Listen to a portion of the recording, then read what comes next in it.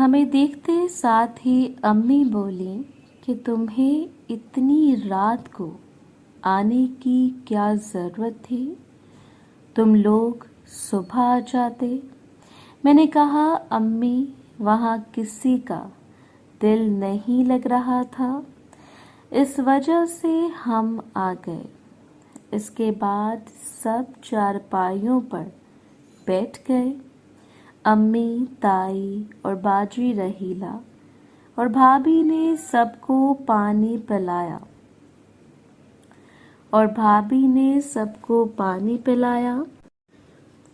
खाला नुसरत बोली, तुम लोग इतने डरे क्यों हुए हो?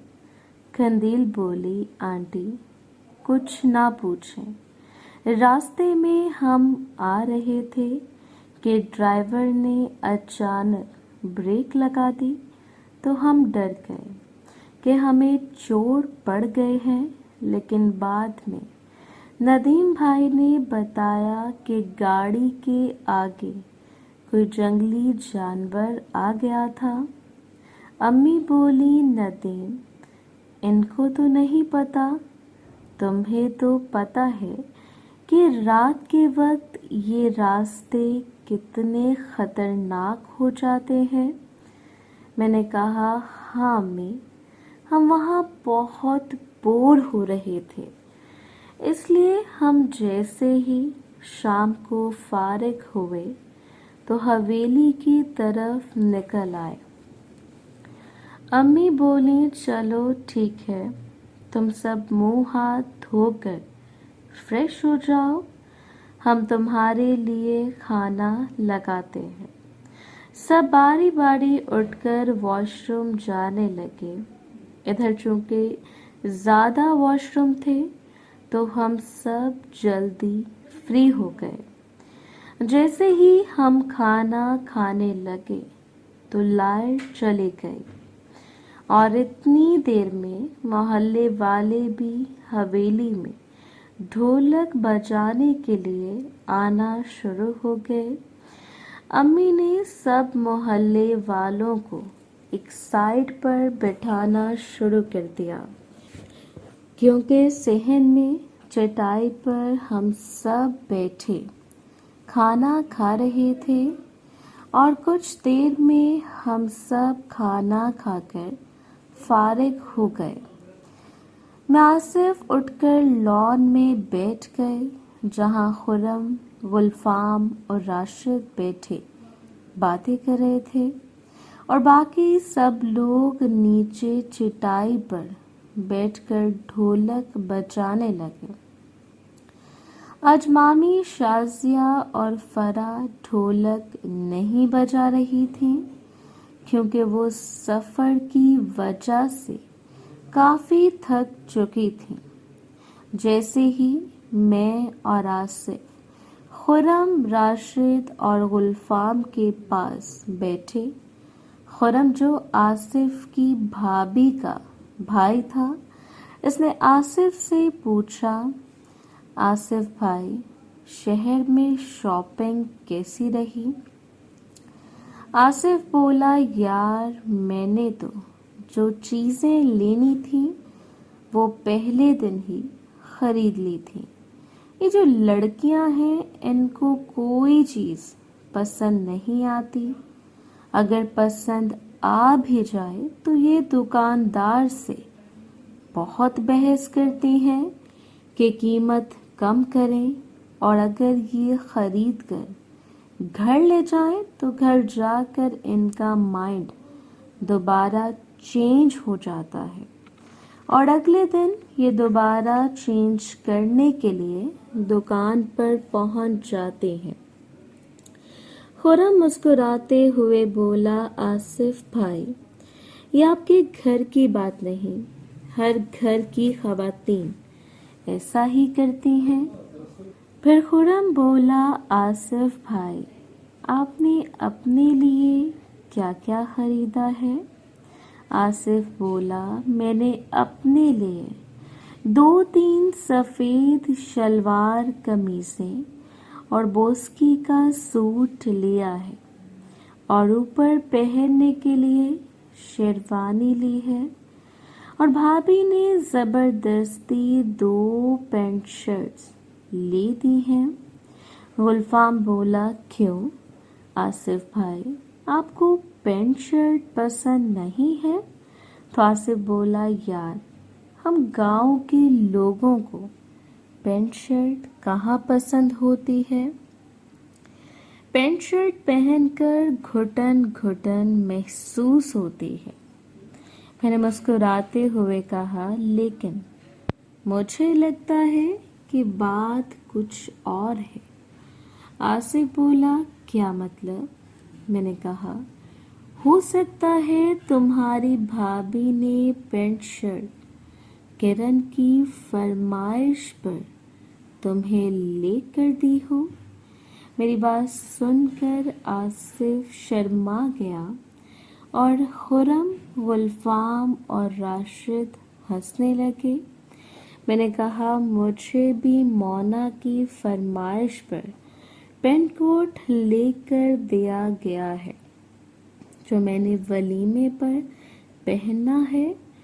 आसिफ बोला, भाभी तो मुझे भी पेंट कोट का कह रही थी, लेकिन मैंने ये कहकर मना कर दिया कि गर्मी में पेंट कोट कैसे पहना जाएगा। मैंने कहा, यार इसमें कौन सी बड़ी बात है, हमने कौन सा पूरा दिन पहनना है, बस कुछ देर पहनकर उतार देंगे। मैंने आसिफ को छेड़ते हुए कहा, ये ना हो कि किरण तुमसे नाराज हो जाए। आसिफ बोला, चलो यार, जब बाद में बाजार जाएंगे तो ले लेंगे। तकरीबन 1 घंटे बाद ढोलक का फंक्शन ख़त्म हो गया, क्योंकि हम सब सफ़र की वजह से काफ़ी थके हुए थे और अभी लाइट नहीं आई थी, इसलिए सब सहन में बैठकर बातें करने लगे। मैं, आसिफ और बाकी सब लड़के उठकर सहन में आकर सबके साथ बैठ गए। खाला नुसरत मामी शाजिया और फरा से शॉपिंग के बारे पूछ रही थी। खाला नुसरत के साथ अम्मी भी बैठी थी। मामी शाजिया इन दोनों को बता रही थी कि इन्होंने कौन कौन सी शॉपिंग की है और कितने कपड़े और बड़ी के कितने कपड़े खरीदे हैं। मामी शाजिया के चुप होने के बाद मैंने बेबी फूफू से कहा कि आपकी बेटियों की पसंद ही बहुत अलग है। बेबी फूफू ने हंसते हुए कहा, क्यों, क्या हुआ? मैंने कहा, होना क्या है, इनको कोई चीज़ पसंद ही नहीं आती। पूरा मॉल घूम फिर के भी इन्हें कुछ पसंद नहीं आया।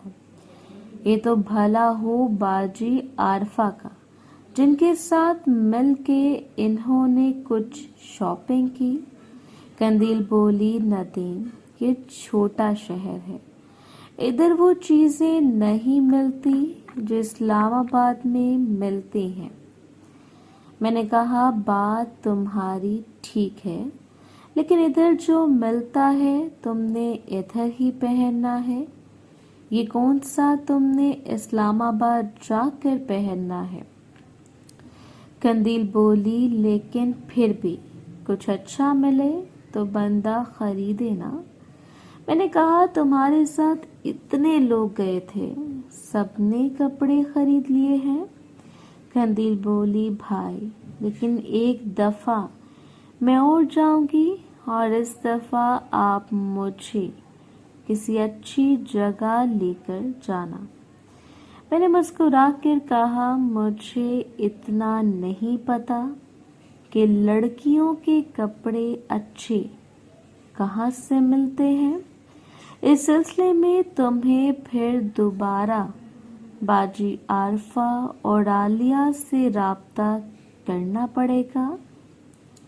मैंने आलिया की तरफ देखा तो आलिया बोली, हाँ ठीक है, जब दोबारा चक्कर लगेगा तो तुम मेरे साथ चलना, मैं तुम्हें दिलवा दूंगी।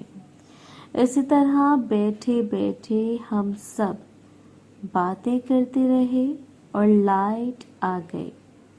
लाइट आने के बाद हम सब उठे और अपने अपने कमरों में जाना शुरू हो गए। मैं बाहर खड़ा अभी अपनी नज़रों को घुमा रहा था कि मुझे कोई मुलाकात के लिए मिल जाए, क्योंकि पिछले 3-4 दिनों से मैंने मुलाकात नहीं की थी। मुझे नहीं पता कि कब बाजी आरफा की नज़र मेरे ऊपर पड़ी। आलिया मेरे पास आई और बोली, नदीम क्या सोच रहे हो? मैंने कहा, कुछ नहीं, बस वैसे ही खड़ा हूँ। आलिया मुस्कुरा कर बोली, तुम्हें बाजी आरफा ने कमरे में बुलाया है? मैंने कहा, चलो आओ चलते हैं। तो इसने मुझे रोक दिया और बोली, अभी नहीं, थोड़ी देर बाद आना, जब सब सो जाएंगे। मैं मुस्कुराया और कहा, तो सीधी बात करो। तो आलिया बोली, तुम तो ऐसे कह रहे हो जैसे तुम्हें कुछ पता नहीं। मैंने मुस्कुरा कर कहा, वैसे आपस की बात है, मेरा भी बहुत दिल कर रहा था। आलिया बोली, लेकिन अफसोस की बात भी है। मैंने कहा, क्यों, क्या हुआ? आलिया बोली, अगर तुम्हारा दिल कर रहा था तो तुम खुद आ जाते। मैंने कहा, मैं तो इसलिए नहीं आ रहा था कि आज सब सफ़र की वजह से थके होंगे और तुम लोग भी थके हुए होंगे। आलिया थोड़ा आगे हुई और बोली, मुलाकात करने से थकन दूर होती है, ना कि बढ़ती है। और फिर जाते हुए बोली, टाइम से आ जाना। हवेली में आकर पता नहीं क्यों, लेकिन मुझे बहुत खुशी हो रही थी। मैं अंदर गया और कपड़े चेंज किए और फिर बाहर वॉशरूम चला गया। जैसे ही मैं वॉशरूम से बाहर आया तो बाहर राशिद और गुलफाम खड़े थे। मैंने कहा, तुम इधर क्या कर रहे हो? तो वो बोले, हम भी वॉशरूम करने आए हैं। मैंने कहा कि दोनों एक साथ जाओगे? तो वो हंसते हुए बोले, नहीं, अलग अलग ही जाएंगे। इनकी हंसी देखकर मुझे ऐसा महसूस हुआ जैसे वो जबरदस्ती हंस रहे हों और मुझसे कुछ छुपाने की कोशिश कर रहे हों। मैं चुप करके इधर से आ गया और वो दोनों वॉशरूम चले गए। यहाँ तकरीबन 7-8 वॉशरूम थे। मुझे नहीं पता था कि बाकी वॉशरूम में कौन कौन है।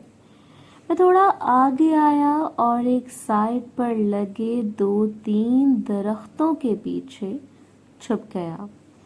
मैं जानना चाहता था कि ये दोनों क्या करते हैं।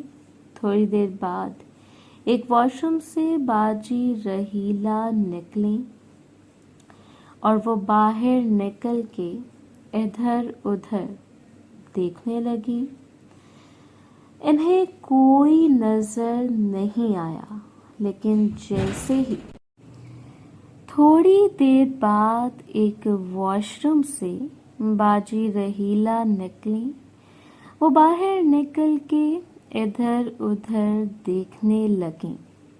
इन्हें कोई नजर नहीं आया, लेकिन जैसे ही वो आगे बढ़ने लगी तो राशिद और गुलफाम दोनों वॉशरूम से باہر نکل آئے. دونوں علیحدہ علیحدہ واش روم میں گئے تھے. باجی رحیلہ جو اپنے کمرے کی طرف جا رہی تھیں، گلفام تھوڑا تیز چل کے ان کے پاس آیا اور انہیں روک کر کوئی بات کرنے لگا. میں چونکہ ان سے تھوڑا دور تھا، اس وجہ سے مجھے ان کی آواز سنائی نہیں دے رہی تھی، اور دوسرا وہ بہت ہی آہستہ بات کر رہے تھے. پھر اچانک گلفام نے باجی رحیلہ کا ہاتھ پکڑا اور اس طرف جانے لگا جہاں راشد کھڑا تھا، اور وہ راشد کے پاس جا کر کھڑے ہو گئے اور پھر دوبارہ آپس میں باتیں کرنے لگے. راشد اور گلفام باجی رحیلہ کو کسی بات پر کنونس کرنے کی کوشش کر رہے تھے، لیکن مجھے یہ سمجھ نہیں آ رہی تھی کہ وہ بات کون سی ہے. اور راشد اور گلفام باجی رحیلہ سے اتنا فرینک کیسے ہو گئے کہ گلفام نے باجی رحیلہ کا ہاتھ ہی پکڑ لیا. محترم ناظرین اور سامعین، اس کہانی کا باقی حصہ اگلی آنے والی ویڈیوز میں پیش کیا جائے گا. اگر آپ کو یہ ویڈیو اچھی لگی تو ویڈیو کو لائک اور ہمارے چینل کو سبسکرائب ضرور کریں. شکریہ.